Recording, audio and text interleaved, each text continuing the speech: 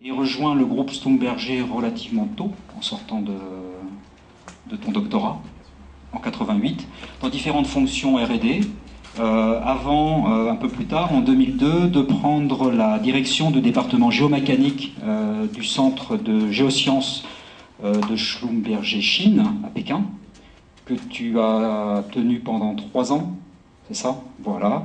Et donc en 2005, Laurent est rentré en France pour prendre la responsabilité des développements technologiques de la division Schlumberger Carbon Service, qui est spécialisée dans le stockage du CO2. D'où la présentation de ce soir, qui concernera donc la gestion de la performance et le contrôle de la sécurité des sites de stockage de CO2. Laurent, je te laisse la parole. Donc effectivement, comme François l'a dit, j'ai pris la direction technique de Schlumberger Carbon Services, c'est la division qui s'occupe du CO2 en 2005. Et 2005 correspondait à la création de cette division, puisque nous faisions de la recherche depuis 2001 sur le sujet. Nous avions des opérations en cours sur des sites comme Sleipner, on en touchera 2 mots, qui ont commencé en 1996, mais l'activité industrielle proprement dite chez Schlumberger a commencé en 2005. Voilà, donc la présentation que je vais vous faire ce soir sera relativement complète sur le sujet du stockage géologique du CO2. Le plan est le suivant. En introduction, je n'ai pas pu m'empêcher de faire quelques rappels sur la problématique du changement climatique et le lien avec les émissions de gaz à effet de serre. C'est un sujet controversé, vous le savez, donc je n'irai pas plus loin que de mentionner les résultats du GIEC, donc, le groupe international d'études du climat, et je ne rentrerai pas dans les débats en cours, notamment ceux à l'initiative de Claude Allègre. Bon, pour qui j'ai tout à fait du respect, mais je ne partage pas forcément ses opinions. Ensuite, le cœur de la présentation sera sur le stockage lui-même, le stockage géologique du CO2. Je commencerai par quelques remarques introductives sur la vie d'un projet de stockage, en discutant plus particulièrement des aspects méthodologiques. Et puis ensuite, je me concentrerai sur des activités importantes avant les opérations, et essentiellement les activités qui concernent la caractérisation des sites, et les activités pendant les opérations, des activités de contrôle cette fois, le monitoring, pour vérifier la performance du site et la sécurité. Dans un troisième temps, je parlerai rapidement de quelques projets en cours et je vous montrerai, si nous avons le temps, un petit film sur un des projets les plus importants à l'heure actuelle, qui est le projet Insala de BP en Algérie. Et en conclusion, j'aurai quelques remarques sur le stockage géologique du CO2 en Europe et dans le monde, en terminant par la feuille de route telle qu'elle a été récemment présentée par l'IEA pour le déploiement de la technologie dans les prochaines décades. Alors quelques informations d'abord sur les effets du réchauffement climatique. Là, vous avez en fait sur cette photo en rouge l'extension de la calotte glaciaire arctique en 1979, et puis vous avez une photo récente qui date, je crois, de 2005, et vous voyez clairement qu'il y a une réduction assez significative de l'ordre de 20%. Dans le graphique en haut à droite, vous avez l'évolution en bleu telle qu'elle est prédite par les modèles, calibrés là encore dans les années, sur les observations des années 1950. La bande en fait est simplement là pour représenter les erreurs sur ces modèles. Et en rouge, vous avez les mesures effectives. Donc là, ce que l'on peut constater, c'est que quelque part, effectivement, l'extension de la calotte glaciaire a tendance à diminuer plus vite que les modèles même le prédisent. Et en bas à droite, vous avez quelque chose qui s'est passé en 2007, si je me souviens bien, à savoir l'ouverture du passage du Nord-Ouest entre le Canada et l'Arctique. Pour la première fois, ce passage est devenu navigable, et d'ailleurs en 2009, donc je me souviens en septembre 2009, qui correspond au mois où il y a le moins de glace, deux bateaux transportant des matériaux ont en fait, ont traversé ce passage pour rejoindre le Pacifique, accompagnés quand même par un brise-glace nucléaire russe, mais ils l'ont fait. Un autre effet du réchauffement climatique a été documenté dans un article en fait, de Webster et Holland dans Science. Et en fait, eux se sont intéressés au nombre d'ouragans. Alors, et ils ont montré en gros que depuis 1974, sur les 3 décennies 1974-2004, le nombre d'ouragans a eu tendance à augmenter, et en particulier en fait le nombre d'ouragans les plus intenses, à savoir les ouragans de catégorie 4 et 5. Donc les ouragans de catégorie 4 et 5 sont ici représentés sur... enfin le nombre d'ouragans sont représentés sur les deux graphes par le trait rouge en continu. Les traits pointillés correspondent en fait à la moyenne des ouragans sur les 30 ans. Et donc vous voyez que c'est à la fois en nombre et en pourcentage, ces ouragans augmentent. Alors, un petit commentaire, on parle effectivement beaucoup de réchauffement climatique, mais c'est pas forcément, enfin l'effet du réchauffement climatique n'est pas forcément une élévation de la température, c'est une élévation effectivement de la température moyenne, mais l'effet le plus manifeste, c'est en fait une augmentation de la fréquence des événements, je dirais, extrêmes, climatiques extrêmes, et les ouragans en sont. Alors maintenant, évidemment, il s'agit de regarder un peu quelles sont les raisons pour ce réchauffement. Et comme vous le savez, le suspect ou un des suspects principaux, ce sont les gaz à effet de serre, puisque leur concentration augmente et augmente de façon plus que significative depuis le début de l'âge industriel. Alors ici, vous avez en gros la répartition au cours des différentes années des émissions des gaz à effet de serre qui sont les plus importants, le CO2 donc est en rouge, hein, le méthane est en bleu clair, le CO2 dû au déboisement à la décomposition organique est en jaune clair, et le NO2 en violet. Vous avez maintenant sur la droite aussi donc la répartition du CO2 et des gaz à effet de serre plus généralement en fonction de leur origine.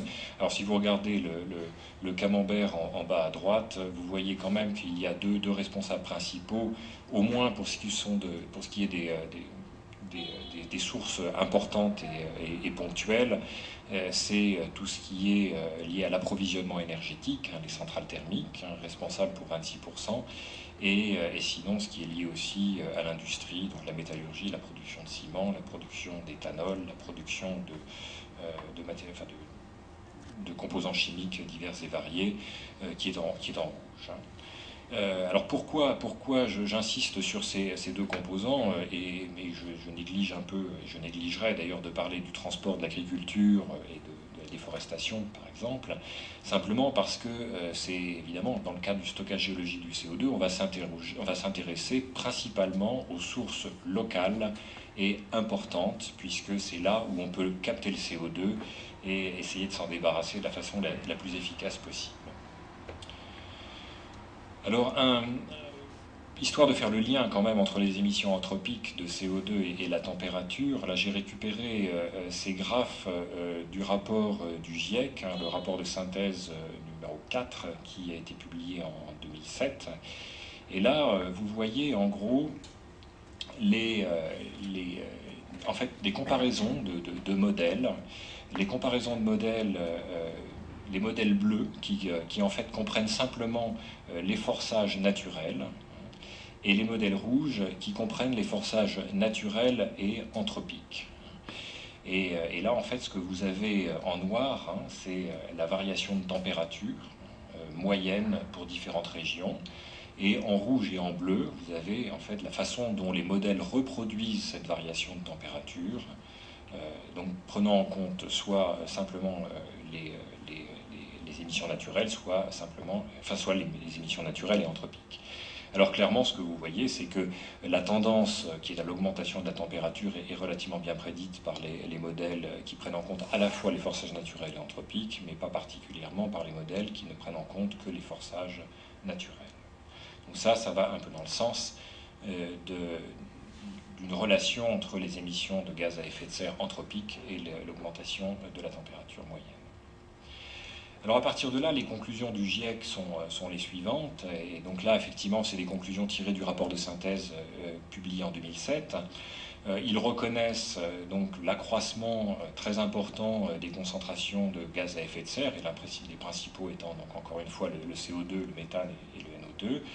Et ils associent en fait à l'augmentation de la concentration en CO2 principalement l'utilisation des combustibles fossiles pour la production d'électricité. Donc c'est à ces activités industrielles qu'on va s'intéresser. Donc maintenant, à partir de là, il s'agit donc de diminuer principalement les émissions de CO2, et il est à peu près clair qu'il y a tout un tas de directions possibles pour ce qui est par exemple de la production d'électricité et des émissions industrielles, et que le stockage du CO2 est loin d'être la solution idéale. C'est une solution qui a l'intérêt de pouvoir se déployer assez vite, mais qui n'empêche en rien, effectivement, de déployer en même temps de façon massive la production d'énergie par des méthodes renouvelables ou le développement du nucléaire. Cela dit, à l'heure actuelle, il est à peu près acquis que si on est ambitieux et si on veut par exemple limiter l'augmentation de température à 4 degrés à l'horizon 2100, il s'agit de déployer toutes les techniques de mitigation le plus rapidement possible, car il est déjà très peu probable qu'on arrive à cet objectif. Conséquemment, le stockage géologique du CO2 devrait effectivement être implémenté et déployé de façon industrielle le plus rapidement possible. Et l'idée, c'est qu'il contribue à 20% à peu près des réductions en 2050. Alors maintenant, quand on parle de captage et de stockage du CO2, de quoi parle-t-on? Bon, ça c'est un petit schéma qui a été fait par le BRGM, qui est très actif sur le sujet. Bon, en fait, c'est une technique très simple. Encore une fois, on s'occupe principalement des sources importantes locales, hein, donc par exemple une usine de production d'électricité, une centrale thermique. On va en fait capter ou isoler le CO2 des émissions des fumées simplement qui sont émises par la centrale. Il y a des techniques de séparation qui sont évidemment à l'étude à l'heure actuelle, hein, et il y a beaucoup d'activités sur ce sujet. On va ensuite processer le CO2, essentiellement le purifier, enlever l'eau, le compresser et le transporter pour l'injecter dans des sites de stockage qui peuvent être en gros de 3 types. Des aquifères profonds, et ça c'est l'option favorisée pour des raisons de volume disponible, des gisements de pétrole ou de gaz déplétés, donc en gros qui arrivent en fin de production, et on peut de temps en temps en fait utiliser l'injection de CO2 pour raviver un peu la production. Et la troisième option, c'est en fait l'injection dans des veines de charbon non exploitées, puisque le charbon a la bonne idée d'absorber le CO2, et il absorbe d'ailleurs le CO2 préférentiellement au méthane, ce qui fait qu'on peut produire du méthane en injectant du CO2 dans le charbon. Alors, bon, je l'ai déjà dit sur le transparent précédent, mais en gros, il y a 3 composants. Il y a le composant de captage, il y a le transport et il y a le stockage souterrain. Alors sur cette chaîne de la valeur, il est clair que le captage à l'heure actuelle est l'opération qui coûte le plus cher. Là, j'ai mis une fourchette de 20 à 50 euros, enfin 50 dollars par tonne ou euros par tonne. Je dirais que ça peut aller jusqu'à 70, 80, personne n'argumentera contre ça. Il y a beaucoup d'études de recherche et de développement à l'heure actuelle pour diminuer ces coûts et en fait passer à une échelle commerciale. Il y a en gros 3 techniques de captage, hein, qui sont la post-combustion, la pré-combustion et l'oxy-fuel. Je ne vais pas rentrer dans les détails puisque ce n'est pas le sujet de ce soir, mais à l'heure actuelle, des entreprises comme Alstom, des entreprises comme Siemens, et puis évidemment tous les producteurs d'électricité sont très actifs sur ce sujet-là. Concernant le transport, évidemment, le coût de transport va dépendre énormément de la distance. À l'heure actuelle, on considère que le transport par pipeline, évidemment, sera déployé et important, mais on considère aussi que en fait, on peut tout à fait être amené à transporter par bateau le CO2 dès que les distances seront suffisamment grandes. Et là encore, suivant la distance, bon, il s'agit de coûts de l'ordre de 1 à 10 dollars par tonne. Et le gros problème à l'heure actuelle en Europe, par exemple, c'est l'implantation, enfin, le déploiement d'un réseau, d'une infrastructure de pipeline qui va permettre de relier quelque part donc, les sources avec les puits, les sites de stockage. Et finalement, donc, le stockage souterrain, alors en termes de coûts par tonne de CO2 injecté, on s'attend là à des coûts qui vont varier entre 2 et 10 dollars par tonne. Donc si vous faites la somme de tout ça, bon, il est clair que le stockage n'est pas le composant majeur du coût de la tonne de carbone évité. Alors, pour revenir un petit peu aux opérations de stockage, mais j'en ai déjà parlé, gardez quand même en tête, donc il y a 3 environnements différents, les aquifères salins, les gisements déplétés et les veines de charbon. Je voudrais très rapidement évacuer la question de la récupération assistée des hydrocarbures par injection de CO2, parce que ce n'est pas vraiment là encore le sujet de ce soir, mais je tiens à en parler, parce qu'il est possible que dans la première dizaine d'années ou la dizaine d'années qui vient, ces opérations industrielles soient quand même plus que significatives, parce que ça permet de valoriser en gros l'injection du CO2. Alors, bon, ce qu'il faut simplement savoir, c'est que quand on injecte du CO2 dans un gisement d'huile, le CO2 se dissout dans l'huile et augmente sa mobilité. Donc, quand on a des huiles de propriétés particulières qui ont du mal à bouger dans le gisement, effectivement, ça permet d'augmenter la production. Alors, ce sont des techniques qui ont été très, très développées dans le bassin permien au Nouveau-Mexique et au Texas, puisqu'il y a quasiment, je dirais, autour de 70 projets de récupération assistée d'hydrocarbures par injection de CO2. On appelle ça dans le monde du pétrole la récupération tertiaire, après injection d'eau qui est la récupération secondaire, et la production primaire qui est la production normale. Voilà. Donc, alors, tout le problème que ça pose, ce genre d'opération industrielle, c'est qu'évidemment, quand on va produire les hydrocarbures, si les hydrocarbures vont contenir du CO2, le CO2 même, une partie du CO2 pur va même être produit lui-même, et il va s'agir de le séparer en surface et de le réinjecter, puisque on ne veut pas, évidemment, relâcher ça dans l'atmosphère. Alors une chose intéressante à savoir, c'est qu'aux États-Unis, donc ces projets sont très fréquents et c'est des opérations classiques depuis déjà plusieurs décennies, mais on utilise du CO2 d'origine naturelle, ce qui est quand même un peu dommage. C'est-à-dire que du CO2 d'origine magmatique, on produit ce CO2 et on l'utilise pour ces opérations de récupération assistée. Sur ces opérations-là, on ne s'intéresse absolument pas en pratique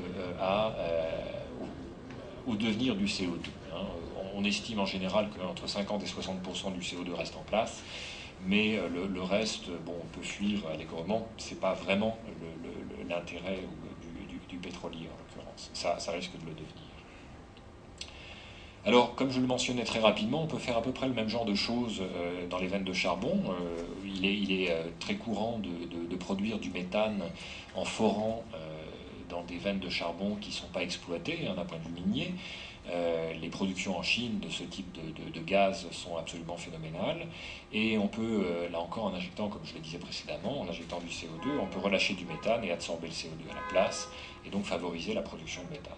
Bon, cela dit, ce genre de technique est encore en recherche parce que quand on injecte du CO2 dans le charbon a le mauvais goût de gonfler et donc la perméabilité se bloque et très vite on ne peut plus injecter ni produire. Donc ces techniques de récupération assistée sont intéressantes, elles permettent de valoriser l'injection de CO2, simplement il ne faudra pas la confondre avec le stockage proprement dit du CO2, parce que dans une opération de stockage, il faudra évidemment garantir le confinement, et contrairement à ces opérations qui en général achètent le CO2, donc utilisent un minimum de volume, dans le cas d'un stockage, il s'agira de maximiser la quantité de CO2 injectée. Alors maintenant, si on regarde les sources de CO2 telles qu'elles se répartissent dans le monde, puisque c'est évidemment là que se trouve l'origine du problème, vous voyez qu'en fait il y a trois gros amas, l'Europe et les États-Unis, et puis la Chine. Puisque la Chine, à l'heure actuelle, bon, les chiffres varient, mais la Chine construit 2 à 4 centrales de 500 MW par semaine. Voilà.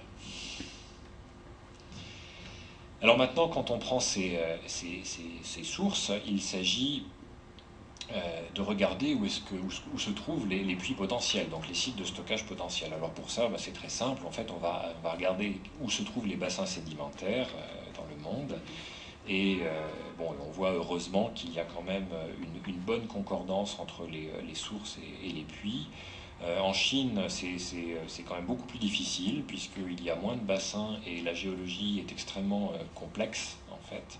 Elle est très compartimentalisée.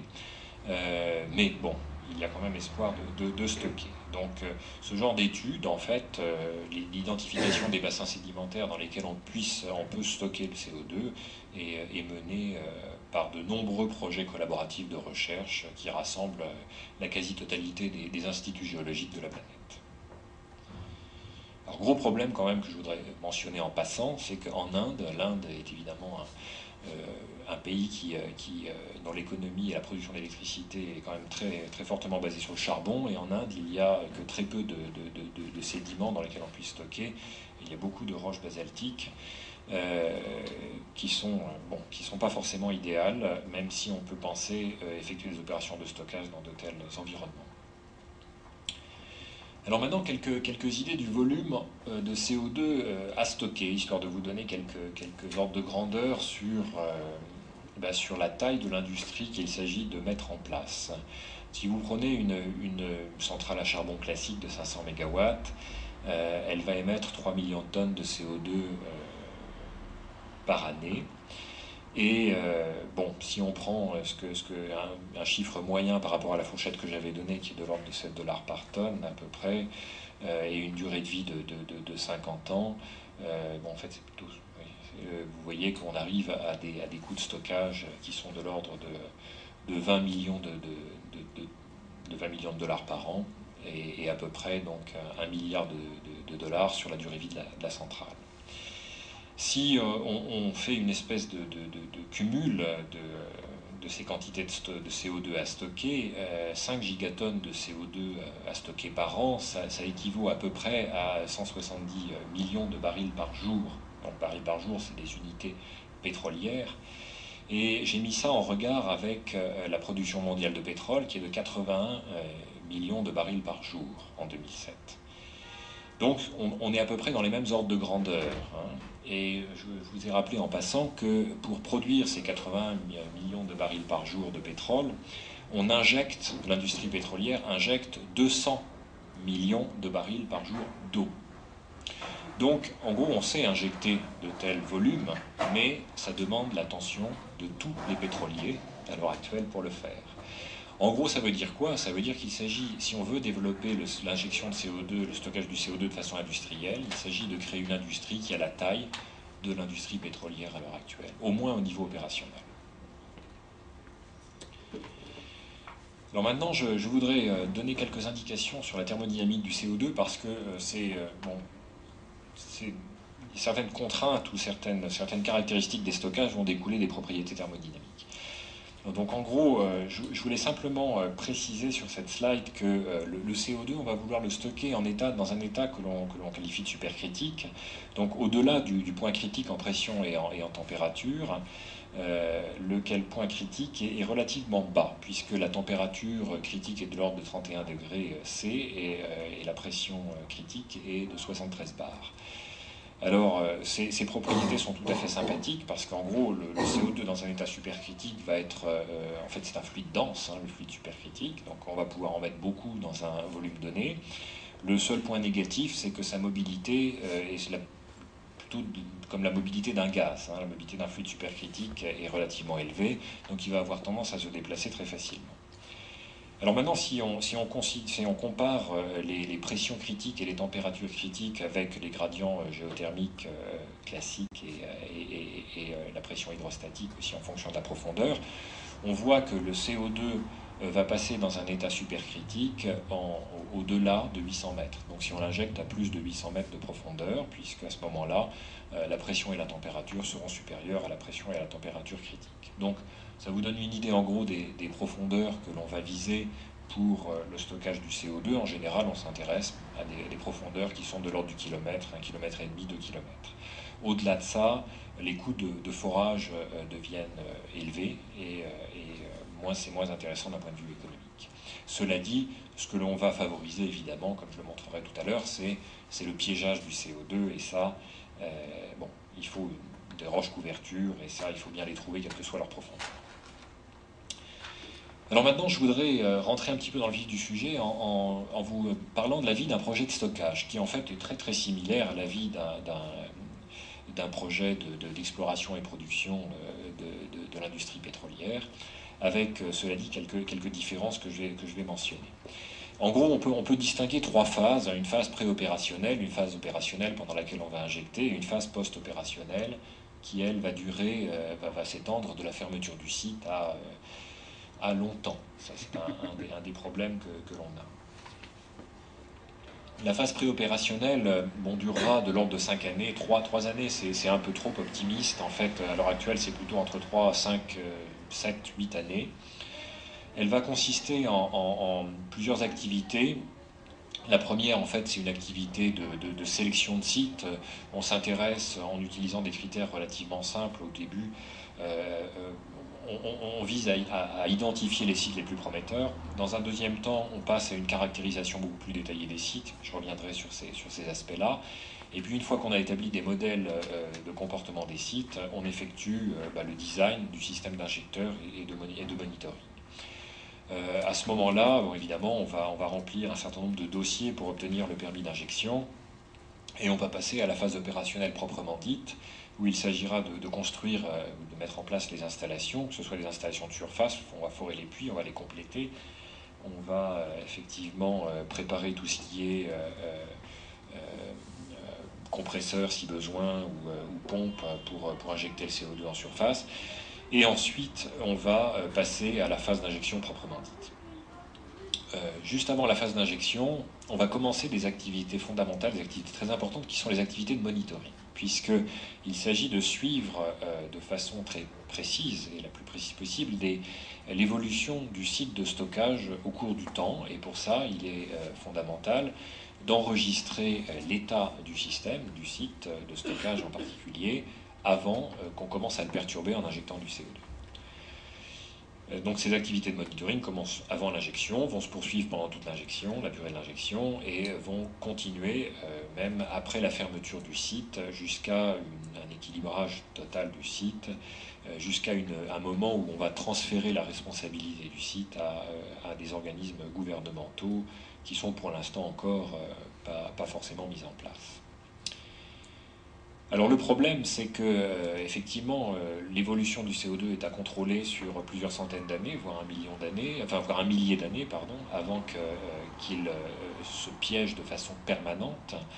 Et cette phase opérationnelle très longue pose beaucoup de problèmes d'un point de vue réglementaire à l'heure actuelle. Il y a beaucoup de négociations entre les gouvernements, les administrations et puis les industriels qui ne veulent pas en fait garder la responsabilité d'un site de stockage évidemment sur plusieurs centaines d'années, ne sachant pas eux-mêmes si ils auront cette pérennité-là. Alors il y a maintenant un certain nombre de méthodologies qui sont proposées pour mettre en œuvre ces sites de stockage et toutes reviennent un peu à la même chose, à savoir on va gérer un certain nombre de facteurs de performance sur lesquels je reviendrai et on va s'efforcer de contrôler les risques. Alors les facteurs de performance, c'est essentiellement la capacité du site, l'injectivité et le confinement. Alors ici, sur ce transparent, vous avez un profil d'investissement, qui combine à la fois investissement et coût opérationnel. C'est pour vous donner une petite idée de quand on a besoin de dépenser l'argent. À l'heure actuelle, malheureusement, les investissements sont relativement conséquents en début et pendant les phases préopérationnelles, alors qu'il n'y a pas de revenus, simplement parce qu'il y a des opérations de caractérisation assez lourdes à effectuer des mesures sismiques, des forages de puits d'exploration, des enregistrements de diagraphie et des études à base de modélisation essentiellement. Et puis après, bon, une fois que l'on commence à injecter, bon, il va y avoir un certain revenu associé au stockage du CO2. Et bon, les coûts deviennent plutôt des coûts opérationnels, mais on peut avoir besoin de forer de temps en temps des puits supplémentaires d'injection. Pour vous donner une idée, le coût total d'un projet, on s'attend à des coûts de l'ordre du milliard de dollars pour en fait des volumes relativement standards. Alors maintenant, je reviens sur cette question de l'optimisation de la performance et du contrôle des risques, puisque effectivement, il y a besoin de méthodologies pour gérer en fait le déploiement et déployer un site. Et la façon dont la réglementation a pris la chose, c'est vraiment en établissant des réglementations, des guidelines au niveau européen ou américain d'ailleurs, ou international, qui sont basées sur une gestion des risques. Alors, en fait, l'optimisation de la performance et la gestion des risques, pour nous, c'est une étape en deux temps. La première étape, c'est d'abord une évaluation de cette performance et des risques. La performance, comme je le disais, on l'établit en termes de capacité d'injectivité et de confinement. Et ce que l'on va appeler risque, c'est une perte de performance ayant un impact sur un enjeu particulier, comme le coût, l'environnement, la sécurité ou la santé ou l'image. Donc un risque, je le répète, une perte sur un facteur de performance avec un impact. Alors dans un premier temps, en phase préopérationnelle, on s'intéresse à évaluer cette performance et évaluer ces risques, essentiellement en effectuant des mesures de caractérisation et en utilisant des modèles du site que l'on va construire, et je reviendrai là-dessus. Dans un deuxième temps, il s'agira de contrôler les risques en prenant des actions de mitigation des risques, actions qui peuvent être préventives ou des actions de réparation. Et dans cette catégorie, bon, j'inclus évidemment tout ce qui sera choix de design, technologie de construction, technique de réparation, mais aussi toutes les mesures de contrôle comme le monitoring. Alors en phase préopérationnelle, qui est la phase à laquelle je vais m'intéresser maintenant, là encore, on n'a pas d'observation directe de l'injection puisqu'elle n'a pas encore commencé, donc on va simplement effectuer un certain nombre de mesures de caractérisation et on va établir des modèles. Et on va progresser dans notre connaissance du site avec de plus en plus de mesures en fonction évidemment de nos besoins. Les premières étapes, comme je le disais précédemment, c'est essentiellement une sélection rapide de sites possibles. C'est les phases d'exploration de l'industrie pétrolière au niveau d'un bassin, et on fait beaucoup de géologie, on s'intéresse aux analogues. L'analyse au début est essentiellement qualitative, mais peu à peu, au fur et à mesure que l'on récupère des données, au fur et à mesure que l'on enregistre des données nouvelles, on va effectuer une caractérisation détaillée, et on va passer à une analyse plus quantitative basée sur des modèles. Et c'est un peu ce qui a été ici présenté sur ce transparent. Au début, on part en fait d'un système que l'on connaît peu. Vous avez en fait dans l'axe des Y, c'est à la fois le coût total et le niveau d'incertitude. On a un niveau d'incertitude très élevé, c'est la courbe en pointillé noir, et pour l'instant on n'a pas encore dépensé d'argent, donc on a un coût total relativement faible. Et on va investir dans des études de caractérisation pour diminuer le niveau d'incertitude. Donc on passe d'un site possible à un site probable et à un site approuvé, en établissant donc des modèles et en caractérisant ces facteurs de performance. Alors pour illustrer ça, la phase d'exploration, on commence à regarder au niveau du pays où sont les bassins sédimentaires. Ensuite, on va se focaliser sur une région, sur un bassin particulier, qui a une extension régionale. Et puis ensuite, on va aller voir localement quels sont les endroits où il y aura de bonnes caractéristiques pour stocker un site.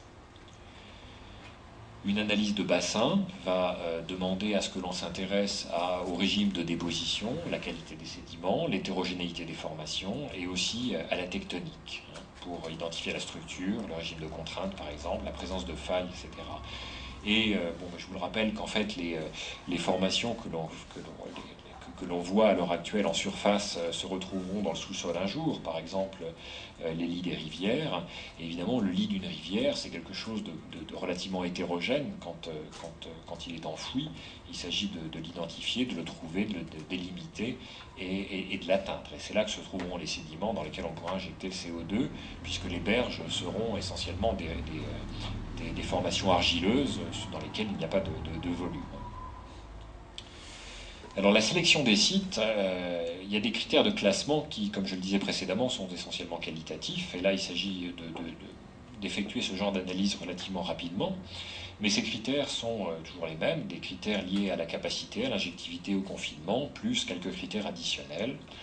Alors là, on fait des estimations relativement simples, basées sur des valeurs moyennes de la porosité, des valeurs moyennes de l'air, par exemple, à laquelle on s'attend, et de l'épaisseur de la colonne sédimentaire. Une grosse inconnue, là, vous avez sur cette formule qui vient du CSLF, donc un organisme international, vous avez un coefficient d'efficacité. Il est clair que le coefficient d'efficacité qui traduit la quantité du volume poreux, le volume des pores que vous pourrez effectivement remplir de CO2, est la grosse inconnue. Suivant les formations, on peut avoir quelques fractions de pourcents jusqu'à 30 ou 40% dans d'autres configurations beaucoup plus favorables. Donc, il est clair que ce genre de formule, sans aucune caractérisation plus approfondie, ne permet pas grand-chose. Alors là, vous voyez arriver quelques critères liés au confinement. Le confinement, donc c'est la capacité à maintenir le CO2 dans le sous-sol. Là encore, le type de réservoir sera important. Le type de piégeage structural, on le verra plus tard, sera important. Mais aussi le nombre de puits, l'âge des puits, s'il y a des puits qui intersectent le CO2, etc. Mais il ne faudrait pas oublier, en plus de ces trois types d'activités, de critères techniques, capacité, injectivité et confinement, il ne faudrait pas oublier d'autres types de critères qui parfois sont prédominants: la distance à la source, la possibilité d'installer des infrastructures, l'état de la réglementation dans un pays donné, la présence de ressources naturelles et les activités humaines en surface. J'ai vu des projets de stockage complètement abandonnés simplement parce qu'il y avait 150 puits qui intersectaient le réservoir et parce qu'il y avait une route nationale qui passait en surface et le gouvernement, en l'occurrence le gouvernement algérien, ne voulait absolument pas prendre de risques. Donc il a balayé une option pour laquelle on avait, enfin pas nous, mais pour laquelle des consultants avaient fait des études relativement poussées. La caractérisation de la performance d'un site, donc là il s'agit de caractérisation plus détaillée, va consister, comme je le disais, à enregistrer un certain nombre de mesures pour compléter l'analyse qualitative dont je parlais juste avant. Et ces mesures, on les connaît bien dans le milieu du pétrole, c'est des mesures pour caractériser le type de roche que l'on a dans la colonne intersectée par les puits. Donc c'est des analyses pétrophysiques, des analyses de minéralogie. Ce sont des analyses de géophysique, essentiellement des mesures sismiques qui visent à préciser la structure du sous-sol sur de grandes profondeurs. Donc là, par exemple, on va essayer d'identifier des piégeages structurels. Ce sont des mesures de transport, donc comment les fluides peuvent se déplacer dans les roches poreuses, qui constituent là encore le sous-sol et évidemment la formation de stockage potentiel. Des analyses de géomécanique, puisque quand on va injecter du CO2, on va augmenter la pression, il s'agit de ne pas perturber le sous-sol en, par exemple, réactivant des failles, cassant des des couvertures ou créant des événements sismiques, comme ça a pu se passer dans des opérations de géothermie. Et donc tout ça est complété par des analyses de géologie. Donc on fait une agrégation de toutes ces mesures-là pour construire des modèles, essentiellement deux types de modèles: un modèle descriptif du sous-sol et un modèle de comportement dynamique. Et à partir de ces modèles, on va estimer la quantité de CO2 que l'on peut effectivement injecter, donc c'est la capacité du site, l'injectivité, qui en gros va vérifier que l'on pourra injecter le débit de CO2 qui est capté à la source avec les puits que l'on propose, et la qualité de confinement. Donc gardez en tête ces trois facteurs de performance: capacité, injectivité, confinement. Alors voilà le type de modèle que l'on construit. Vous avez vu sur un transparent précédent la fameuse rivière qui s'écoule tranquillement en surface. Quand elle s'écoulait il y a quelques millions d'années, on la retrouve dans le sous-sol, et on la retrouve dans le sous-sol sous la forme qui est montrée dans ce modèle-là, qui combine en fait des mesures sismiques et des mesures de propriété. Alors vous voyez que, évidemment, le problème qui va se poser, c'est que quand on fore un puits, il s'agit que le puits intersecte la rivière, mais parce que si le puits est foré dans de l'argile, on ne va pas pouvoir injecter grand-chose, et malheureusement ça arrive parfois. Donc il y a des puits, l'équivalent de ce qu'on appelle dans le milieu pétrolier des puits secs, des puits qui ne vont pas intersecter le réservoir, et bon, il faudra les abandonner. Alors en pratique, ce que l'on sait relativement bien faire, une fois qu'on a trouvé le réservoir, c'est utiliser des techniques de forage directionnel pour forer des sections horizontales qui vont suivre les méandres de la rivière. Alors une fois que ces modèles statiques, les modèles descriptifs et ces modèles de comportement sont établis, on fait donc des mesures d'injectivité, des études d'injectivité grâce au modèle dynamique, au modèle de comportement. Et là, vous avez un exemple. Alors, oui, tout d'abord, je voudrais dire que, en fait, ces études sont absolument nécessaires, et la réglementation, par exemple, la directive européenne sur le stockage géologique du CO2 l'impose. Elle demande, par exemple, à ce que la caractérisation soit basée sur des modélisations dynamiques et qui permettent de vérifier l'évolution du devenir du CO2 et aussi, d'ailleurs, l'évolution de la carte de pression. Et là, vous avez en bas, donc, les cartes de CO2, donc la carte de l'évolution de la saturation en CO2, c'est la quantité de CO2 contenue dans les pores, et l'évolution de la pression dans un réservoir, qui est dans ce cas-là un aquifère de la mer du Nord, non confiné. Alors là, l'injection démarre, et vous voyez tout de suite que même si on injecte très très localement le CO2, là il y a un tout petit point bleu sur le dessin de gauche pour vous. Là, en fait, cette injection qui démarre à peine, puisque là on a une année d'injection, perturbe la pression sur des distances relativement importantes. Et bon, ça continue, et la perturbation en pression continue de s'étendre au fur et à mesure qu'on injecte le CO2. Donc le CO2 reste relativement local pour l'instant, et la pression continue d'augmenter sur une distance extrêmement importante. À 50 ans, l'injection est terminée dans cette modélisation. Donc la pression va tendre à diminuer, puisque là on est dans une configuration d'aquifère ouvert, donc il va y avoir un équilibre qui va se mettre en place. Et par contre, la plume de CO2, le nuage de CO2 va continuer d'évoluer. Là, nous nous trouvons dans une configuration où en fait il y a un pendage. Je veux dire par là qu'il y a une couverture, mais qui a un certain degré qui n'est pas horizontal. Donc le CO2 va migrer tranquillement en dessous de la couverture. Pardon. Et je reviens. Voilà, il va migrer tranquillement en dessous de la couverture et il va se diriger vers la gauche jusqu'à ce qu'il petit à petit se trouve piégé. Alors, on a parlé injectivité, on a parlé capacité. Maintenant, je voudrais dire quelques mots sur le problème du confinement. Alors évidemment, on va injecter du CO2 dans un environnement qui est a priori confiné. Par confiné, on entend qu'il y aura une roche couverture qui va piéger le CO2, puisque le CO2, quand il est injecté dans de l'eau, en fait, est moins dense que l'eau. Même s'il est relativement dense, il est moins dense que l'eau. Il va avoir tendance à remonter vers la surface. Et ce que l'on veut, c'est une roche couverture, donc une roche non perméable, qui va bloquer le CO2 dans sa remontée et le piéger. Donc là, cette roche couverture est figurée en jaune. Vous avez un injecteur de CO2 qui injecte du CO2, et le CO2 remonte tranquillement. Et ce que l'on veut éviter, c'est qu'il y ait des événements en fait, géologiques qui en fait compromettent ce confinement. Alors qu'est-ce que ça peut être? Ça peut être une faille, comme ce que vous avez à droite, une faille qui conduit, puisqu'il y a des failles qui sont imperméables, mais d'autres qui peuvent conduire. Et dans ce cas-là, le CO2 pourrait remonter par la faille, contaminer un aquifère d'eau potable ou même arriver en surface, ce qui est totalement indésirable. Il y a aussi d'autres événements que par exemple la fuite de CO2 à travers un puits abandonné, à travers une complétion de puits qui n'est pas suffisamment bonne pour assurer une isolation hydraulique. Donc c'est le scénario que vous avez sur la gauche.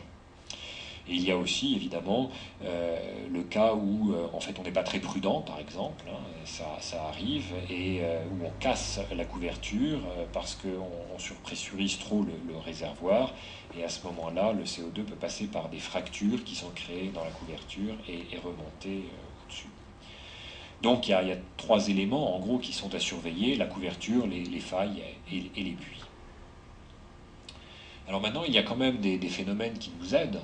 C'est que le CO2 ne va pas rester comme ça dans un état où il ne peut que fuir, mais il va petit à petit se trouver piégé, et de façon plus ou moins permanente.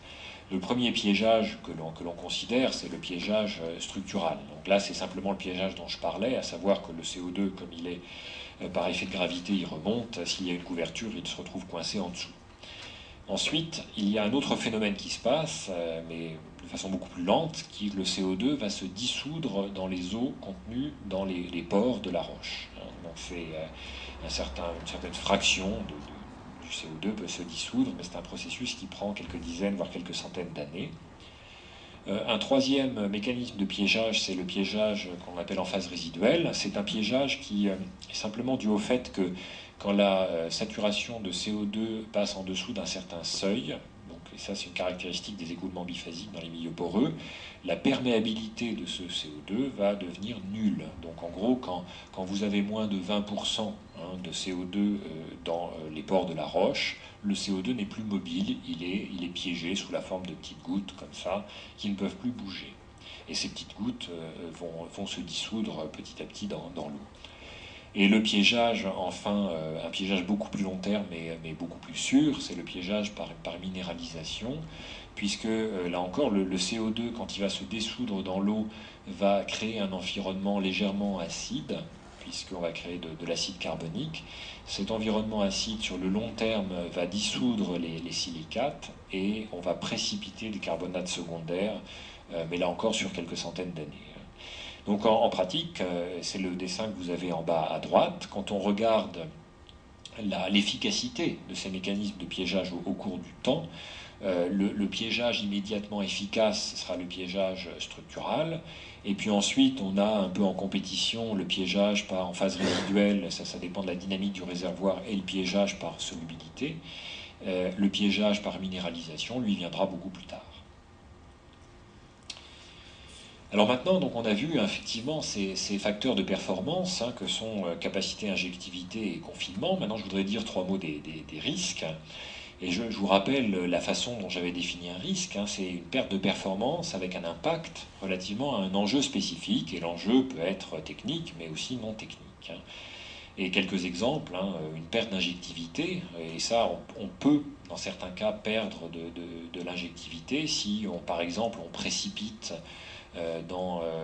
autour du puits en bloquant ainsi la porosité et la perméabilité. Donc une perte d'injectivité va demander à ce que l'on fore de nouveaux puits d'injection, et ça aura un impact sur le coût. Une perte de confinement, donc là c'est plus lié à l'aspect sécuritaire, va se traduire ou peut se traduire par des fuites en surface et peut avoir un impact sur l'environnement ou la sécurité des personnes. Évidemment, tout ça est fortement indésirable. Donc les risques sont en général dans notre domaine décrits sous la forme d'un scénario. C'est un peu les scénarios que vous avez vus sur le transparent où je parlais de confinement, où en fait vous suivez le chemin d'une fuite possible, de l'injection du CO2 jusqu'à la fuite et la fuite dans une cible donnée. Et les risques sont classiquement évalués en termes de criticité, qui est simplement le produit de la probabilité par la sévérité. Ça, c'est tout à fait classique en évaluation des risques. On utilise des méthodes qualitatives quand on a peu de données pour évaluer la criticité des risques. C'est par exemple des jugements d'experts. Et après la phase de caractérisation, quand on en est au moment du design, on utilise des méthodes plus quantitatives et on essaye d'inclure des analyses d'incertitude. Et là maintenant, je vais donc passer, en fait, après cette analyse des risques, la première analyse est statique, à une analyse, par contre, à la phase suivante, qui est les techniques de contrôle des risques. Comme je le disais précédemment, le contrôle des risques s'effectue en prenant des mesures à la fois préventives ou correctives, et le design est évidemment tout à fait important dans ce contrôle. Là, j'ai complété un des transparents précédents, hein, puisque vous avez effectivement, après la phase préopérationnelle, la phase de construction, puis la phase d'injection du CO2. Ce sont des modèles dynamiques qui vont permettre de suivre un peu le comportement du site quand on injecte du CO2 dans la roche. Ces modèles dynamiques vont être régulièrement calibrés par les observations que sont les mesures de monitoring. Hein. C'est un petit peu ce qui figure sur la droite du transparent. Et donc, bon, tout ça va effectivement demander des investissements supplémentaires et va avoir des coûts supplémentaires jusqu'à la fermeture du site qui s'effectuera une fois que l'injection est terminée.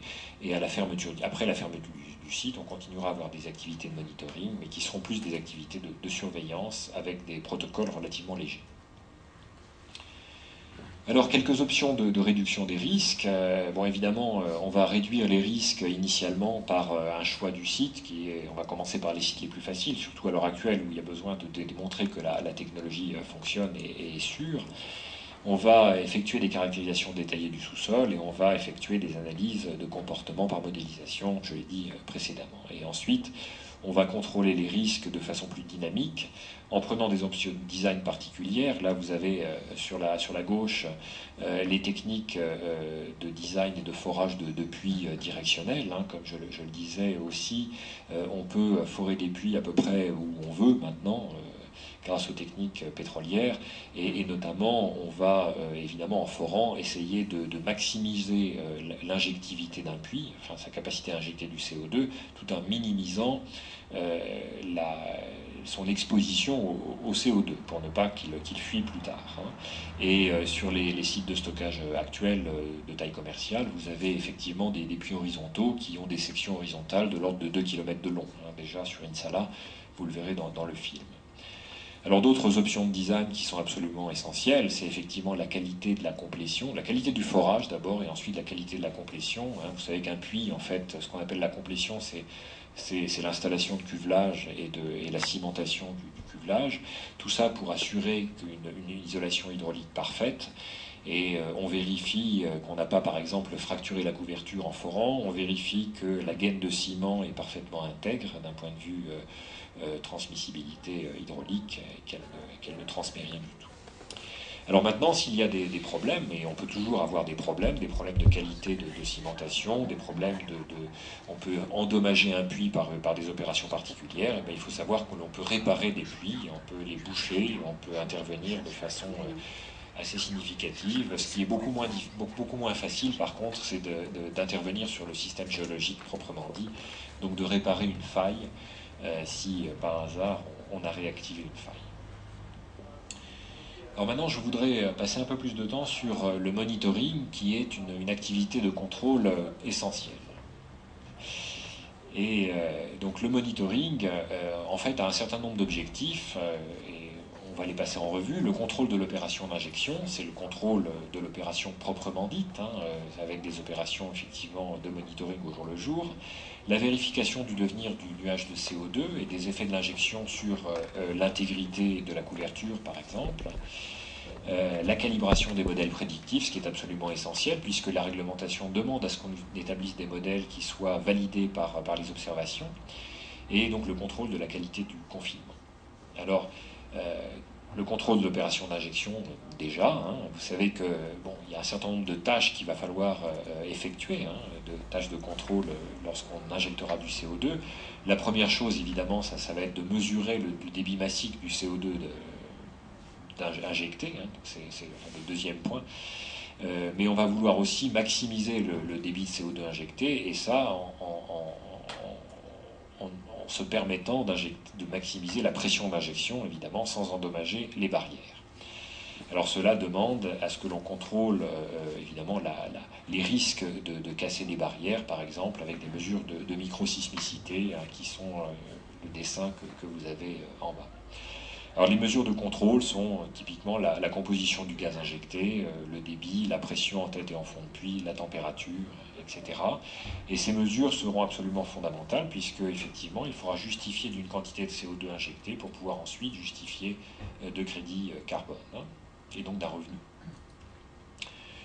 Alors pour ces opérations qui demandent en général à être faites en temps réel, il y a maintenant la possibilité, et c'est fait de façon classique dans les stockages de gaz naturel ou dans l'industrie pétrolière, il y a la possibilité de positionner des capteurs un peu partout là où on peut dans les sites. Et donc ces capteurs mesurent, alors ce peut être des débitmètres, des mesures de pression, des mesures de température, des mesures de composition. Ça peut être aussi même des équipements que l'on va contrôler à distance. Et donc ces capteurs ou ces équipements sont interfacés par des systèmes de communication. Et à travers des protocoles de communication, on a moyen de les interroger ou de les actionner quand il s'agit d'équipements de contrôle. Et tout ça va dans des salles de contrôle qui peuvent être relativement éloignées, hein, puisque à l'heure actuelle, on peut avoir des salles, par exemple, qui contrôlent plusieurs champs situés de par le monde dans l'industrie pétrolière, localisés à un seul endroit. Et tout ça fonctionne en temps réel. À l'heure actuelle, on développe le contrôle des opérations de forage en temps réel de façon assez importante. Donc voilà, et après évidemment il y a toute la problématique de stockage de données, d'analyse pour surveiller le fonctionnement du site, d'optimisation et du contrôle des outils ou des équipements à distance. Donc ça c'était pour le monitoring temps réel qui demande toujours un temps de réaction relativement rapide. Maintenant il y a un autre type de monitoring qui sera le monitoring de vérification, et là il s'agit plutôt de vérifier que le site va se comporter comme on l'attendait. Et là, ce monitoring est relativement réglementé. C'est intéressant de voir ce que dit la directive européenne encore sur le stockage géologique du CO2. Elle dit qu'elle demande à ce que les résultats d'observation soient comparés avec les prédictions du champ de pression et de saturation en CO2. Donc on s'intéresse, hein, comme je l'ai montré précédemment, au champ de pression et de saturation. Saturation, c'est la quantité de CO2 dans les pores. Et il s'agit de vérifier que les outils de modélisation, les outils de prédiction vont en gros être suffisamment précis et en tous les cas correspondent aux observations. En pratique, on utilise très largement les observations pour calibrer ces modèles. Et c'est ce que l'on appelle en jargon pétrolier l'history matching. Alors les mesures de géophysique que l'on utilise classiquement pour voir où va évoluer, ou vers où va évoluer, ou comment va évoluer la plume de CO2 sont des mesures sismiques, des mesures de gravimétrie, des mesures électromagnétiques, et des mesures de déformation de surface, puisque quand on augmente la pression dans une roche, dans une couche géologique, on risque en fait, simplement par effet mécanique, d'avoir une déformation en surface tout à fait observable par imagerie satellitaire. Donc ces mesures de géophysique se font de façon non intrusive en surface. Hein. Elles peuvent se faire aussi dans un puits ou entre puits, mais elles se font en surface. Et elles sont complétées par des mesures de puits qui sont beaucoup plus locales, hein. Des mesures, là encore, de volume de CO2 au voisinage d'un puits, des mesures de pression, de température, des mesures où on va échantillonner le fluide et on va l'analyser en direct, et des mesures aussi de déformation de puits. Alors un exemple de mesure de surface, c'est le suivi du nuage de CO2 par la sismique. Là, vous avez un exemple tout à fait très connu, qui est d'ailleurs un peu le premier stockage de CO2, qui est le projet Sleipner de Statoil en mer du Nord. Le début de l'injection de CO2 a commencé en septembre 1996. Statoil en fait injecte à peu près 1 million de tonnes par an. Hein. C'est du CO2 qui vient de la production pétrolière, de la production de gaz, puisqu'il y a du CO2 dans leur gisement de gaz, et Statoil le sépare, sépare le CO2 du méthane sur une plateforme et réinjecte le CO2 dans la couche bleue que vous voyez, qui est une couche intermédiaire, un aquifère intermédiaire, l'aquifère Utsira. Donc cet aquifère est extrêmement favorable, puisque c'est un aquifère immense qui en fait a une perméabilité et une porosité extrêmement élevée, une perméabilité de l'ordre de 2 à 4 Darcy, et une porosité de 35%, autant que je me souvienne. Et donc là, vous avez des mesures de sismique de réflexion, hein, qui, bon, la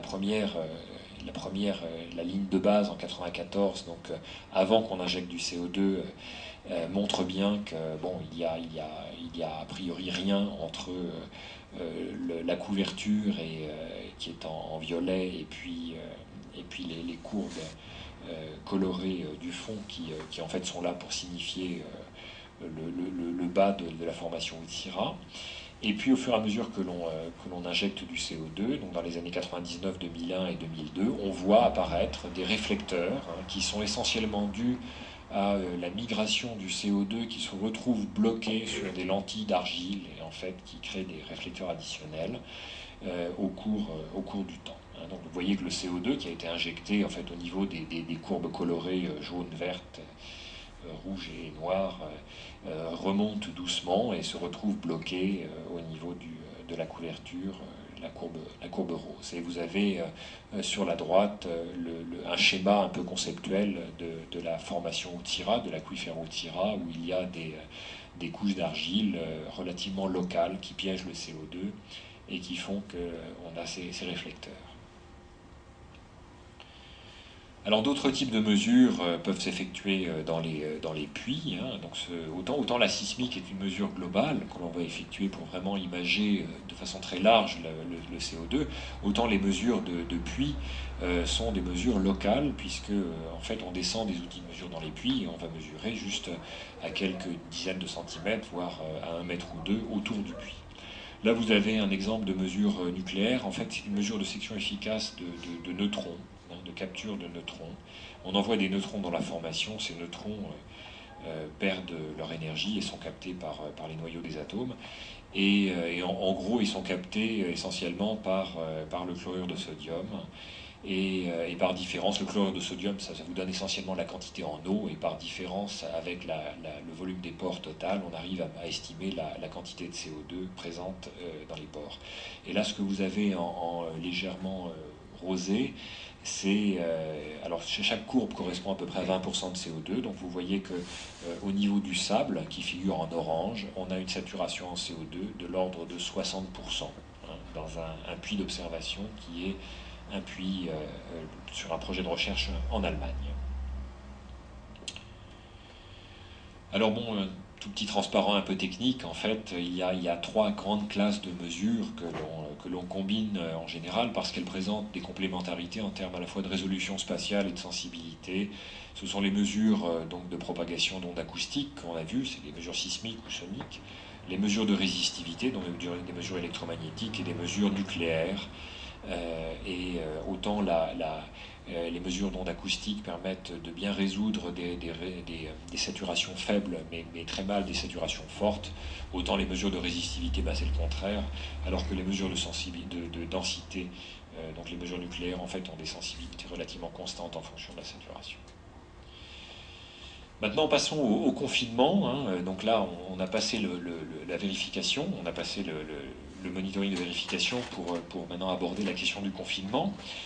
Et là, la réglementation est évidemment très exigeante, puisqu'il s'agit de contrôler la sécurité des sites de stockage. Donc ce que demande par exemple la directive européenne, c'est de détecter toute irrégularité, sans préciser ce que signifie l'irrégularité.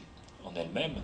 Mais enfin, on peut imaginer par exemple que la réactivation d'une faille ou détecter de la microsismique ou des événements sismiques dans le caproc, ça peut être une irrégularité. Donc il faut détecter ça et il faut détecter les fuites en dehors du complexe de stockage.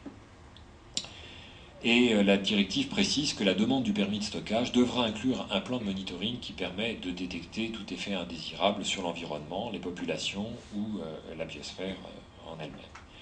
Côté américain, il y a une guideline qui est sortie, qui a été publiée par en fait l'Environmental Protection Agency, qui essentiellement s'occupe de la protection des aquifères aux États-Unis, et elle est focalisée sur le contrôle de l'intégrité des puits. Je l'ai citée parce qu'elle complète relativement bien la directive européenne, donc elle demande d'évaluer des mesures correctives avant injection et elle demande d'effectuer un certain nombre de mesures sur les puits comme la pression d'injection, le débit, etc., la pression dans les annulaires pour vérifier encore, là encore, que les puits tiennent et particulièrement les puits d'injection. Alors le contrôle du confinement, bon là je rentre un petit peu dans le détail, la directive européenne définit ce qui s'appelle le complexe de stockage, qui est en gros là quelque chose qui est figuré en rouge, qui est, pour faire simple, l'endroit où le CO2 a le droit d'être. Hein, et c'est quelque chose qui doit être défini par l'opérateur. Bon, il s'agit de détecter toute sortie éventuelle du CO2 ou d'être capable de détecter toute sortie éventuelle du CO2 en dehors du complexe de stockage et de protéger ce qui a été entouré en bleu, qui sont par exemple les ressources naturelles. Alors ça se fait en 4 tâches, le contrôle du confinement, qui sont des tâches qui vont un peu du bas vers le haut, hein, et on essaie d'aller vers la prévention, enfin d'aller de la prévention à la correction, mais en mettant l'emphase sur la prévention. Donc la première tâche, ça sera le contrôle de l'intégrité des barrières. La deuxième tâche, la détection de fuites potentielles.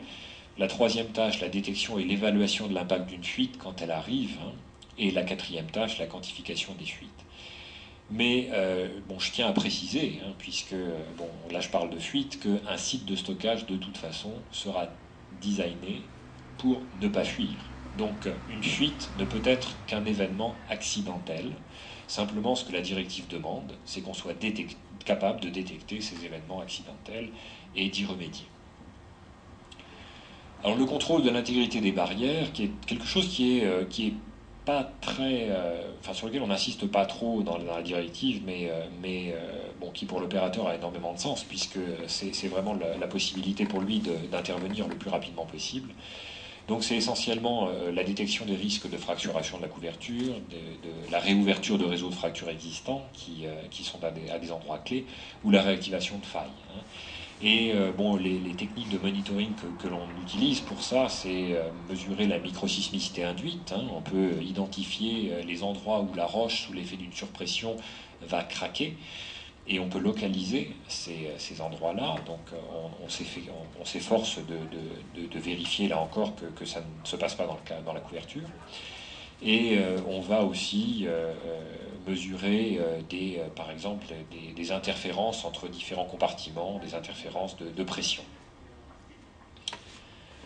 On va aussi s'efforcer de contrôler l'intégrité des barrières et des puits en particulier, puisque les puits sont des objets quand même fabriqués par l'homme, donc a priori c'est quand même plus simple que le système géologique. Et essentiellement, côté puits, on va regarder la qualité de la cimentation et son évolution et l'intégrité du cuvelage, hein, puisque le puits, c'est en gros des cylindres d'acier qui sont descendus dans le puits de forage et une gaine cimentaire qui est placée entre l'acier, entre le cuvelage et la roche. Hein. Et donc il s'agit de vérifier que cette gaine cimentaire est parfaitement intègre et que le cuvelage n'est pas corrodé ou ne risque pas de fuir parce qu'il est percé par cet environnement acide dont j'ai parlé précédemment. Donc là, il y a un certain nombre d'outils qui sont essentiellement des outils que l'on descend dans le puits, à l'intérieur du puits, qui permettent de mesurer ces propriétés-là. Le deuxième point, c'est la détection des fuites. Alors la détection des fuites est relativement dépendante de la façon dont on a défini le complexe de stockage. Et il y a beaucoup de possibilités de détecter une fuite. Ça peut être des mesures de gaz dans le sous-sol ou dans le sol, enfin dans le sous-sol, oui, ou alors en surface par des chambres d'accumulation. ou ça peut être des détections dans l'atmosphère à différentes élévations. Alors évidemment, plus on s'élève, moins on est local. Une chambre d'accumulation va mesurer ce qui sort de la surface en termes de gaz très localement. La chambre d'accumulation, c'est simplement une cloche à fromage que l'on pose sur le sol. Maintenant, si on a des capteurs que l'on place à quelques dizaines de centimètres, on va commencer à être influencé par les perturbations atmosphériques, par la dispersion atmosphérique, donc on va être beaucoup moins local. Et a fortiori, quand on implémente des tours comme les tours édicovariance, qui sont simplement des capteurs de type météorologique avec des mesures de CO2 à une dizaine de mètres en gros au-dessus du sol, là on a une empreinte qui peut être relativement étendue. Donc on a peu de chances d'identifier précisément et de localiser une fuite. Donc il y a une complémentarité vraiment dans ces différentes mesures. Alors maintenant, il y a aussi la question de la détection, mais aussi de l'évaluation de l'impact, et non pas simplement de la quantité de CO2 émise, puisque à la limite, une fuite, mais une fuite extrêmement faible dans un aquifère géant, n'aura strictement aucun impact, et donc pas grand intérêt, ou ne posera pas beaucoup de problèmes d'un point de vue contamination ou d'un point de vue sécurité. Bon, cela dit, donc il s'agit de vérifier tout ça, et il y a en hydrogéologie tout un tas de capteurs, tout un tas d'instrumentations que l'on descend dans les puits de production d'eau qui mesurent, ou de façon permanente ou de façon différée, les propriétés de l'eau, et évidemment sa qualité d'un point de vue consommation. Et il y a à peu près les mêmes capteurs que ceux qui servent à mesurer, à détecter les fuites pour l'air et les sols. Alors je voudrais quand même préciser d'ailleurs qu'il y a beaucoup de débats sur la toxicité du CO2. Le CO2 est toxique, contrairement à ce que parfois on dit, mais il est toxique à très forte concentration. Il est toxique à des concentrations qui excèdent 6% à peu près. Donc quand nous sommes dans un environnement confiné, s'il y a une fuite de CO2 dans un environnement confiné, il faut effectivement veiller à ce que la concentration en CO2 ne dépasse pas des seuils critiques.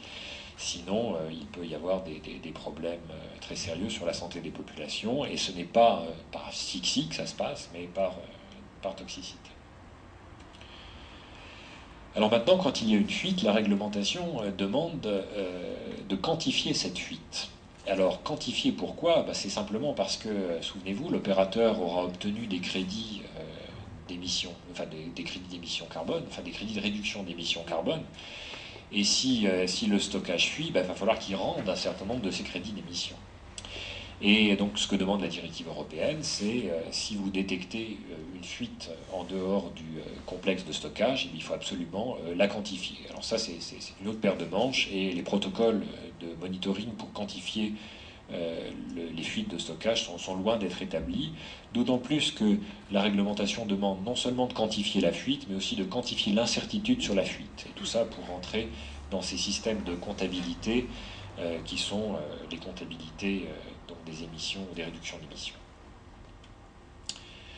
Alors ce que l'on fera, il y a un certain nombre d'études qui sont menées là-dessus, et d'ailleurs, le laboratoire pionnier, c'est le laboratoire de Berkeley, même si ça en désintéresse un peu à l'heure actuelle.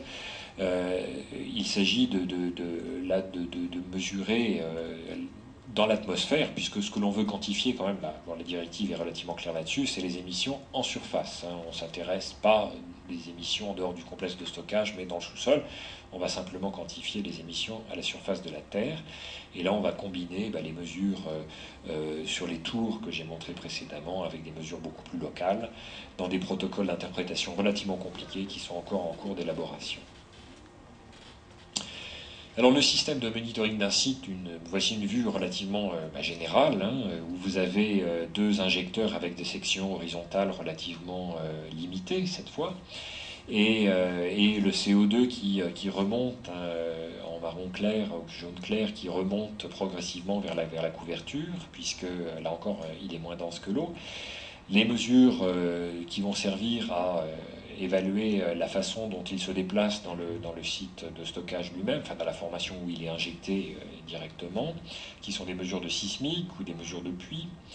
des mesures qui peuvent être entre puits aussi, hein, qui sont figurées légèrement sur la gauche des injecteurs, et puis au-dessus, toutes les mesures de contrôle des aquifères d'eau potable et les mesures de détection de gaz en surface. Voilà, maintenant je vais passer sur les projets de stockage et de captage et de stockage dans le monde. Je vais pas prendre beaucoup de temps finalement pour les détailler. C'est une carte, là vous avez ici une carte qui a été faite par l'IFP, le BRGM et l'ADEME, où il y a en fait de figurer les projets en Europe, enfin les projets à travers le monde, mais les projets à la fois de captage et de stockage. Alors ça rend pas forcément bien compte de l'activité de stockage uniquement. Mais cela dit, vous pouvez quand même voir qu'il y a beaucoup de projets en Europe, beaucoup de projets aux États-Unis, et puis quelques projets qui commencent en Chine. L'Australie est aussi très active dans le domaine, et ça correspond évidemment à des pays émetteurs. Alors, en Europe, en bas à gauche, vous avez une vue plus détaillée des projets. Je vais mentionner quand même les projets les plus importants. C'est le projet de Sleipner, qui est en Norvège, le projet de Snøhvit, qui est complètement au nord, là aussi en Norvège, mais qui est arrêté pour l'instant. Un projet important, vous aurez un film là-dessus, qui est le projet d'Insala en Algérie, hein, opéré par BP. Et puis, en Europe, c'est à peu près tout, pour ce qui est des projets de taille industrielle. Sinon, il y a un projet tout à fait intéressant en Allemagne, le projet de Kitzin, et un projet en Pologne d'injection dans les charbons. Aux États-Unis, il y a un certain nombre de programmes qui s'appellent les partenariats régionaux, phase 1, phase 2, phase 3, qui sont en cours, avec effectivement un développement beaucoup plus graduel de la technologie, une implémentation plus graduelle. Et à l'heure actuelle, on est dans la phase 3 de ces partenariats régionaux, avec des injections sur plusieurs sites de l'ordre de quelques centaines de milliers de tonnes par an, et préférentiellement dans les aquifères, sur des périodes qui vont de l'ordre de 3 ans. Donc c'est des phases, des tailles semi-commerciales à peu près. Alors quelques mots sur le projet de recherche allemand, qui est le projet Kitzin. Kitzin, c'est le lieu, c'est à 30 km de Berlin, donc c'est assez intéressant parce que, évidemment, Berlin, ou du moins la périphérie de Berlin, c'est quand même des endroits assez peuplés. Et c'est un projet européen qui est géré par le GFZ, qui est un institut de recherche allemand. Il y a 18 partenaires et c'est une opération d'injection de CO2 qui est relativement limitée en termes de volume, puisqu'on va injecter 60 000 tonnes de CO2 pendant une période qui va aller jusqu'à 2 ans, mais a priori pas beaucoup plus. C'est une injection relativement peu profonde qui est effectuée en dessous d'un ancien stockage de gaz naturel. Donc l'injection a commencé en 2008 et on a injecté à l'heure actuelle, je crois, de l'ordre de 20 000 tonnes. Alors, bon, la configuration est la suivante. Vous avez un injecteur et 2 puits de monitoring qui sont situés respectivement à 50 et à 100 mètres à peu près de l'injecteur. Et ce que veulent voir les scientifiques, c'est l'évolution du nuage de CO2 de l'injecteur au puits de monitoring. Et ils veulent imager ça en effectuant des mesures de monitoring dans les puits de monitoring et en faisant aussi des mesures entre les puits de monitoring et les puits et l'injecteur. Alors un projet de taille un peu plus importante, donc ça c'est un projet de la phase 3 des partenariats régionaux aux États-Unis. C'est un projet qui se situe dans l'Illinois, le projet Decatur. Et en gros là, le CO2 vient d'une usine de production d'éthanol qui produit de l'éthanol à partir du maïs. Et donc un des produits de cette production d'éthanol, c'est du CO2 quasiment pur. Donc la compagnie qui s'appelle Archer Daniels Midland délivre du CO2 à un injecteur qui va se situer sur leur site. Et on va injecter de l'ordre de 300 000 tonnes par an dans une formation qui est un sable qui s'appelle le Mont Simon, relativement profond, et qui a une capacité absolument phénoménale. Donc c'est un candidat potentiel tout à fait intéressant pour les sources de cette région-là des États-Unis. Il est extrêmement étendu. Le troisième projet dont je voudrais dire deux mots, c'est le projet de BP à In Salah. Donc ça, c'est un projet qui est une opération pétrolière, hein, disons-le comme ça, puisque le CO2 vient de la production de gaz, hein, d'un champ à gaz, donc le champ d'In Salah, de Krechba plus exactement. Et en fait, le gaz naturel contient du CO2, donc BP doit séparer le CO2 en surface, donc il produit le gaz, il sépare le CO2 en surface pour pouvoir l'envoyer par pipeline aux spécifications du marché. Et donc le CO2 séparé et purifié un peu plus, déshydraté, compressé et envoyé dans en fait la même formation, mais dans la zone à eau de cette formation, par 3 puits d'injection qui sont des puits à section horizontale de 2 km, comme je le disais précédemment. Et là encore, l'ordre de grandeur de l'injection est d'1 million de tonnes par an. Alors vous avez la localisation du site, hein, c'est un des endroits les plus chauds de la planète, c'est un endroit à éviter en été. Et vous avez une modélisation juste en dessous de l'injection de CO2 par 3 injecteurs. Hein. Vous voyez effectivement dans l'environnement rosé les cartes en saturation qui vont du bleu au rouge. Et donc comme ça, par modélisation, on peut suivre l'évolution du nuage de CO2 injecté par ces 3 puits. Donc maintenant, je vais vous montrer un film sur In Salah.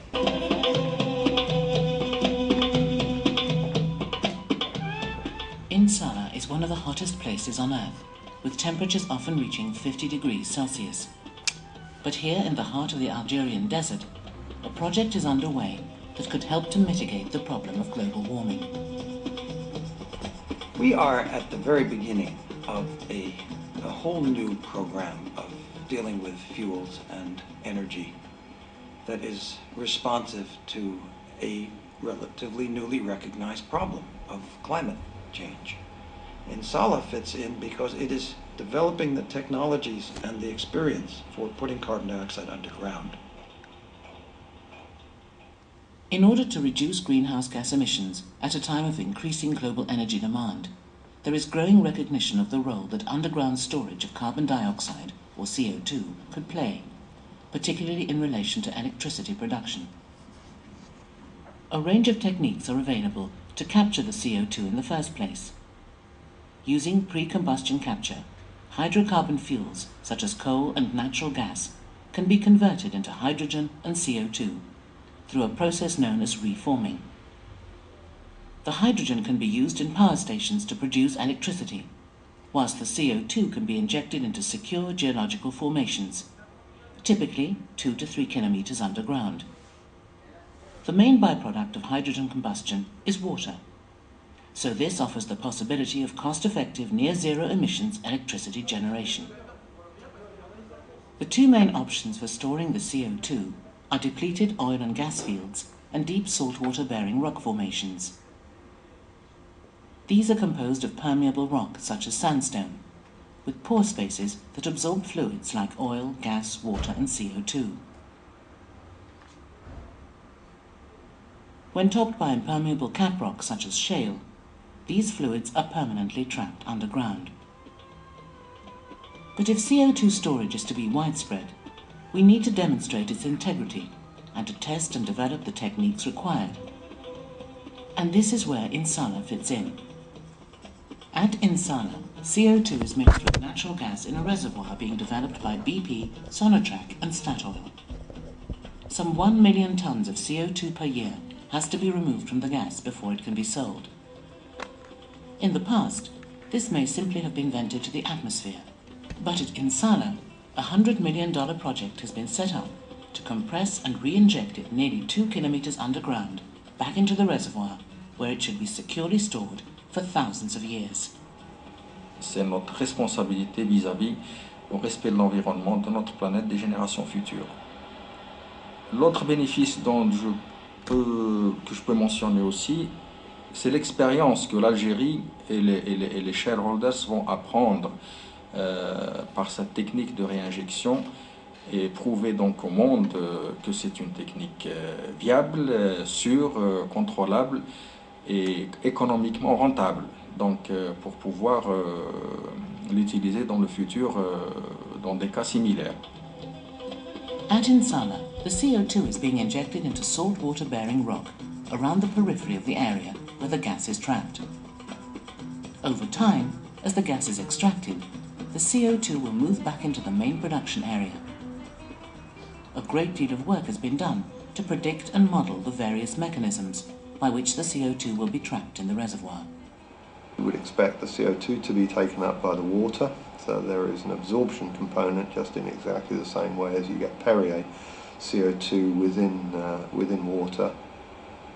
There will be some CO2 taken up by the minerals, so we would expect some deposition of carbon on the actual matrix of the rock, and then the residual would actually migrate structurally up dip and into the hydrocarbon trap over time. The fact that Insala has held natural gas and CO2 under pressure for millions of years provides a high degree of assurance that the re-injected CO2 will remain indefinitely in the reservoir.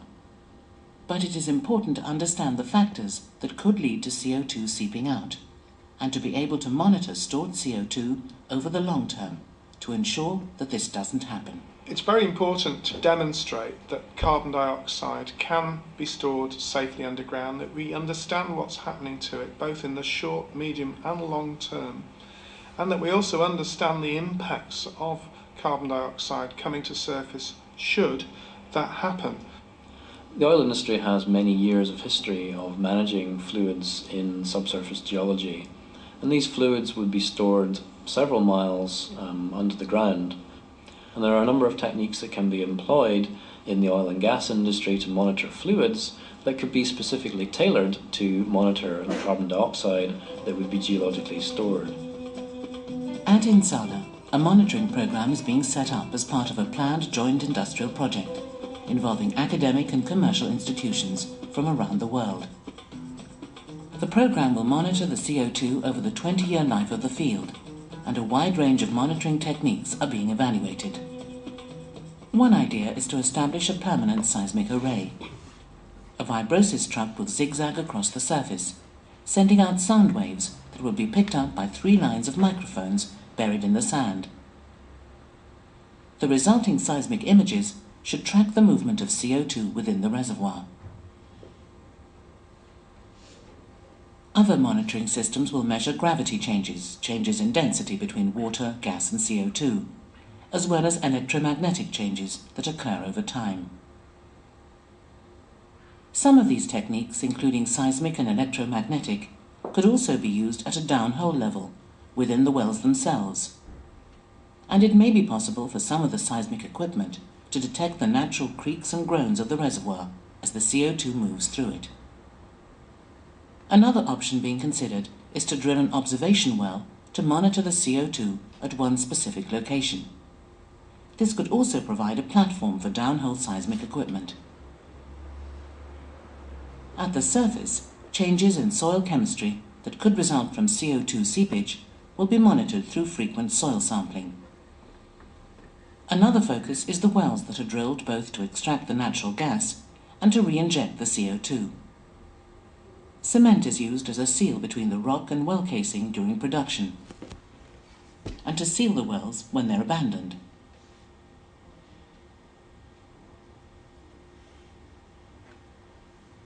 There is a possibility that the wells could provide a route for CO2 to seep out. The cement used will be analysed in order to develop the most effective sealing materials. Taken as a whole, the data collected at Insala should help to demonstrate the integrity of CO2 storage and provide a range of monitoring options that can be used at different storage sites, paving the way for the implementation of similar schemes. I'm very confident that CO2 storage can be done effectively and safely, and in fact we have the technology today. We know how to drill wells, we know how to operate facilities for injection, we have reservoir simulators that predict the performance both in the short and long term. We have monitoring technologies that today that we know can detect very, very small amounts of CO2 in the subsurface. What we need is we need to convince others that the technology works like we expect it to, and we believe it does. And I also foresee that the technology for geologic storage of CO2 will evolve and improve over time. So, with successful demonstration at Insala and the appropriate policies and regulatory frameworks in place, CO2 storage could become a major part of our response to climate change. I think the future for carbon capture and storage is going to be focused on capturing the carbon dioxide at electric power plants that are running on natural gas or coal and putting that carbon dioxide underground. The project at Insala is a warm-up exercise for this much larger program of carbon capture and storage from power plants.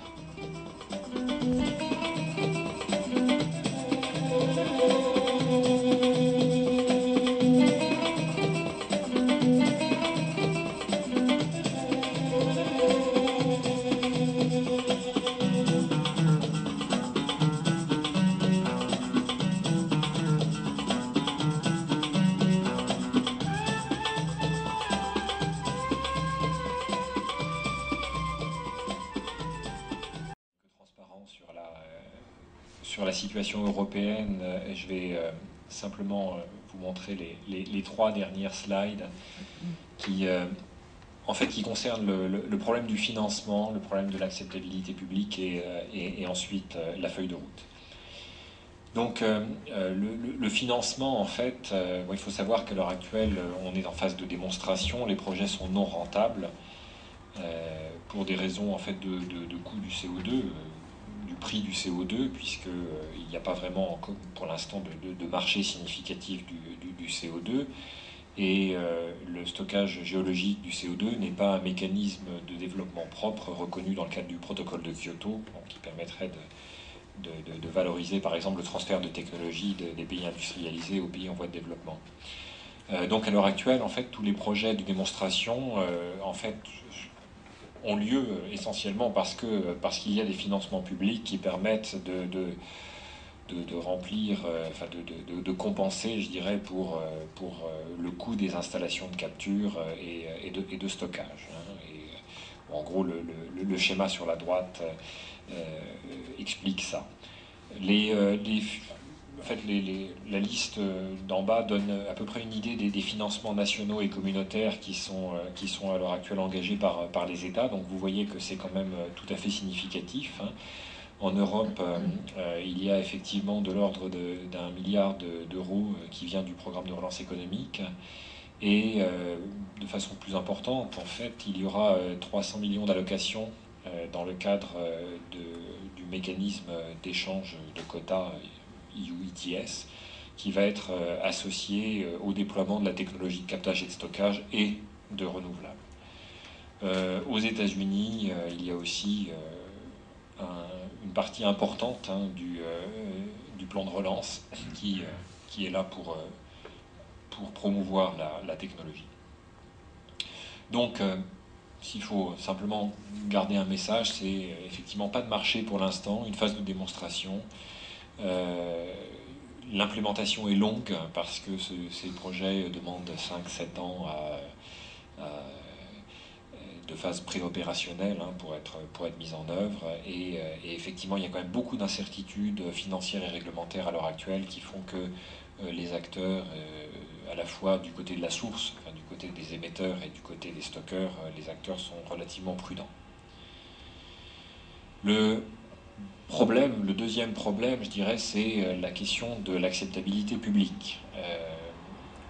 En fait, un certain nombre de sondages d'opinion ont été faits relativement tôt, mais on voulait savoir si les gens étaient sensibilisés au problème du changement climatique et quelles étaient leurs perceptions du stockage géologique. En général, les gens ne savaient pas grand-chose sur la technologie. Mais au-delà de ces grandes enquêtes publiques, il apparaît que le problème principal, c'est plutôt un problème local. Le problème, c'est essentiellement de convaincre les acteurs locaux d'accepter un projet de stockage dans leur jardin, comme on dit. Et là, pour tous les projets sur Terre en Europe, il y a quand même de très fortes oppositions, surtout en Allemagne et en Hollande. Le projet de Total à Lac se passe mieux qu'ailleurs, je dirais. Donc il y a beaucoup d'activités, de communication, de consultation des acteurs locaux sur les projets pilotes pour voir un peu quelle attitude à avoir par rapport à ça. Mais bon, il est quand même clair qu'au-delà d'une communication sur la technologie et sur les risques, bon, et a priori la technologie et les risques sont tout à fait acceptables, il y aura nécessité de compenser les communautés locales pour des nuisances qui sont des nuisances simplement liées à une activité industrielle proche. Et ça, les systèmes pour faire ça ne sont pas encore identifiés. Alors c'est les côtés financiers, bon, j'ai passé rapidement le côté réglementaire parce que j'en avais parlé un petit peu avant, mais et les problèmes d'acceptabilité sociale, c'est quand même essentiellement les trois freins à une implémentation ambitieuse, qui est l'implémentation que pousse l'IEA et l'OCDE. Là, vous avez effectivement la feuille de route telle qu'elle a été documentée il y a quelques mois. Le premier engagement, c'est devant le G8, hein, c'est 18-20 projets qui vont injecter en 2015